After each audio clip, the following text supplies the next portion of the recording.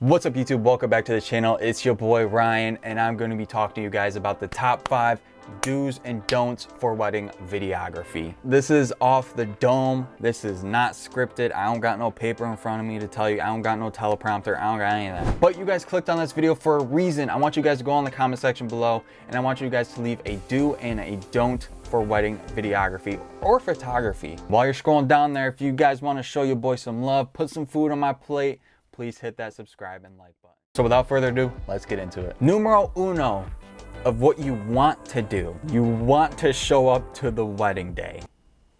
That's your first do. My first do is make sure before the wedding day that you communicate with the photographer and the wedding couple extensively. You want to make sure that you know exactly what you're going to be walking into on the wedding day.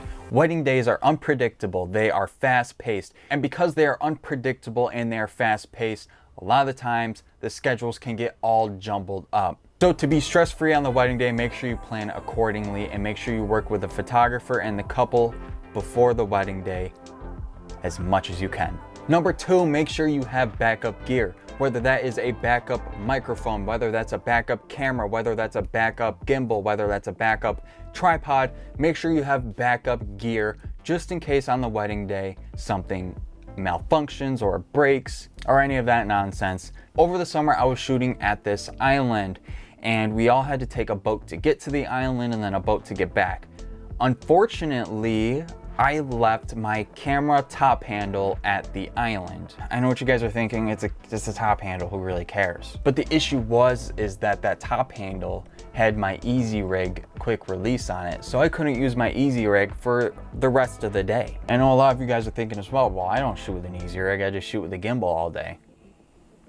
Cool, that's you. I'm just kidding. It was a big letdown because we were still going to be shooting at that wedding for the next 6 hours and I had a wedding the next day and I knew without that Easy Rig I was going to be gassed the next day. Having to hold that gimbal and camera setup without my Easy Rig for the rest of the night, it was brutal. So let that be a lesson learned from me. Make sure you bring extra gear just in case something malfunctions or you lose it or any of that. Next on the list is do pack NDs, or at least buy some NDs if you don't already. NDs can make or break your footage. You'll find some people saying it doesn't matter, crank the shutter speed. You'll find some people say this and that. I promise you, get some ND filters. It will change your life, especially on the wedding day. Luckily for me, I did not need to invest in any ND filters. I have a Canon C70 and everything's internal. Number 3, make sure you pack snacks and waters. There is a couple videos online that have surfaced up over the past few years and a couple stories that I've heard about photographers passing out, videographers passing out, DJs passing out. Make sure you guys pack an adequate amount of water and snacks because you don't want to be another viral video. Let's just put it there. When I go to shoot weddings, I pack enough water and snacks to also feed the vendors. And the only reason why I do that is because I care deeply about the people who I work with, especially the photographers. They are my right-hand man on the wedding day, and I want them to be good, hydrated, not hungry, you know the gist. And a couple of my photographer friends can attest to it. If they are watching this video, I definitely have offered them a ton of water and snacks. And you know, I like to think that's maybe why they love working with me so much, is because I just give them water and food. Maybe that's it. Number 4, if you're going to shoot your first wedding, make sure you have a ton of experience and you are confident beforehand. If you are shooting your first wedding, make sure you bring someone there with you who has shot a ton of weddings prior in the past. Or if you are going to shoot your first wedding, make sure your first wedding is going to be a second shooter or an assistant to somebody who's been shooting for a while. The last thing you want to do is to f up somebody's wedding day because you are not as experienced as somebody who has been shooting for a while. Like I said, weddings are fast-paced, they're unpredictable, you never know what you're going to walk into. You gotta have someone there who knows what they're doing. Number 5, make sure you have fun on the wedding day. If you are an introverted person, come out of your shell for a day. Try to be a little bit more extroverted.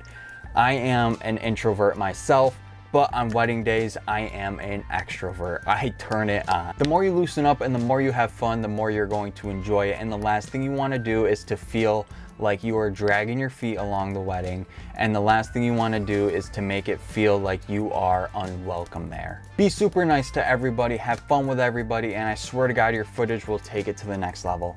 So number 5, let's get on with the top 5 don'ts. Do not stick yourself with a 35 or 50 on the wedding day if you are still a beginner. Please invest in a zoom lens. A 24 to 70, a 24 to 105. Invest in a zoom lens because you don't want to be stuck and have more stress of being stuck at a certain focal range on the wedding day if you are still a beginner. Yes, prime lenses are super fast and they can deliver a beautiful image, but if you are not that experienced with able to switch lenses on the fly, you need to put them away and you need to grab a zoom lens. Do not shoot for portfolio work to an extent. Try to focus on more of the emotion throughout the wedding day, what everybody's feeling, and try to capture shots that revolve around that emotion. The second you are going to try to get this beautiful panning shot with all these mountains behind them during a first look, you know, you may be super wide and all these beautiful mountains. It could be a beautiful shot, but if the groom turns around and he starts bawling his eyes out, he almost falls to his knees, that beautiful, majestic, romantic shot is kind of worse.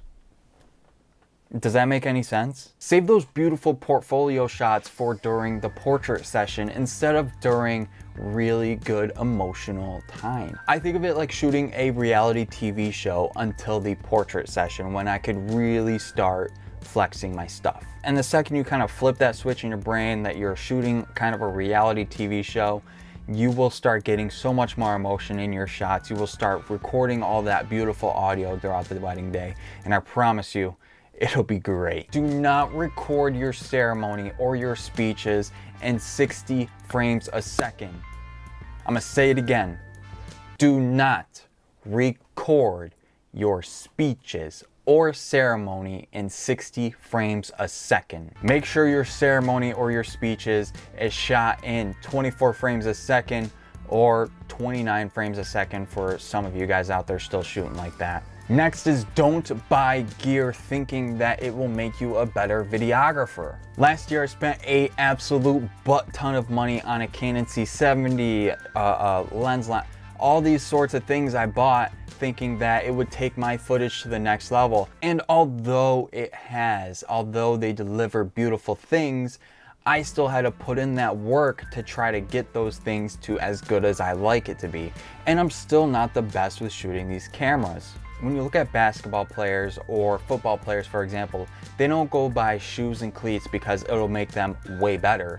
They go out and they practice. So let this be a lesson learned. It is not about the gear to an extent, it's more about the videographer and the person behind that camera. Next on the list is don't stop recording unless you are completely done. Make sure you hold your shots longer than anticipated. Usually for me, if I were going to stop a shot, I would stop it after 10 seconds. At the end of the day, it's more footage and something amazing can happen during that 10 seconds. So make sure you hold your shots longer. Last but not least, on the wedding day, make sure you walk into that wedding knowing how you're going to craft the film. Don't walk in there blind, because as soon as you walk in there blind, you're gonna go to the post-production and you're gonna have no idea what to do. You're not gonna know your couple's story. You're not gonna know any details about this couple until after the wedding day. And you're gonna think of shots that you should have got on the wedding day afterwards. So make sure that you know your couple's story beforehand so that you can get shots on the wedding day that will enhance their story. Next on the list is do not get so buried behind your camera. Try to always keep an ear and eye out of your surroundings. Try to always be aware of what's happening next to you and the conversations that are happening next to you, and make sure that you are aware of every single detail. Don't feel obligated to film the family pictures or the portrait session. Don't feel obligated to just point the camera at the bride and groom. If there is a bridesmaid right next to you cracking jokes at the bride while they're doing their portrait session, flip that camera around and record her talking about those jokes. And then flip it back. If their dad is sitting on the church pews while they're doing family photos and he's talking to his mother that happens to be 80-something years old and she doesn't have much time left, flip the camera and start pointing it at the dad and his mom talking. They're gonna cherish that forever and ever. Try not to get so caught up because you feel obligated just to point the camera at the bride and groom throughout the day. The bride and groom are one aspect, but they paid hundreds of dollars for these guests to attend their wedding, and their guests are important to them. With all that being said, ladies and gentlemen, that is all I've got for you. If you guys enjoyed this video whatsoever, and if you guys found any of this information helpful to you, feel free to let me know in the comment section below. And while you're scrolling down there, feel free to hit that subscribe and like as well. And I'll be sure to make more videos like this in the future. If you guys want to see any video in particular, be sure to leave a comment below and I will make it. This video was brought to you by a guy by this name from a TikTok comment. So with all that being said, thank you guys for watching. I will see you guys in the next video, and peace.